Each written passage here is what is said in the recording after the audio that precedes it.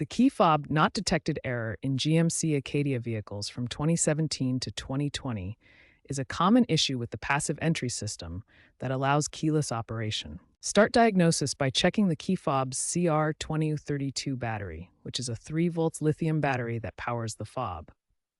A weak battery is the most frequent cause of detection failures. Symptoms include intermittent error messages on the dashboard, particularly during remote start attempts.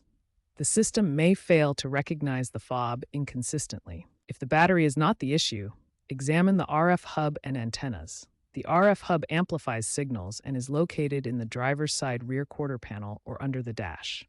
Corrosion or wiring faults can block detection. Next, inspect the door start mechanism and proximity sensors in the doors and liftgate. A faulty door switch or body control module can prevent fob recognition. GM has issued technical service bulletins like PI ENT90A for RF hub diagnostics, emphasizing loose connections. Environmental factors such as extreme heat can worsen detection issues. To narrow down the cause, determine if the problem is intermittent or consistent. Intermittent issues often point to battery or environmental factors, while consistent problems suggest hardware failure.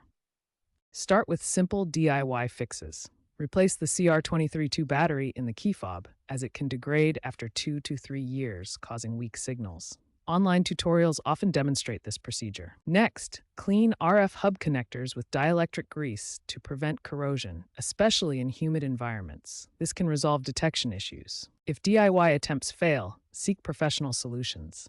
Dealerships reprogram the key fob using a Tech2 scanner, syncing it via the OBD2 port. If reprogramming is unsuccessful, the RF hub assembly may need replacement, costing $300 to $500. In severe cases, a BCM replacement costing around $1,000 might be required, though this is less common. Keep an eye out for potential recalls or class action lawsuit settlements related to battery drain and fob failures.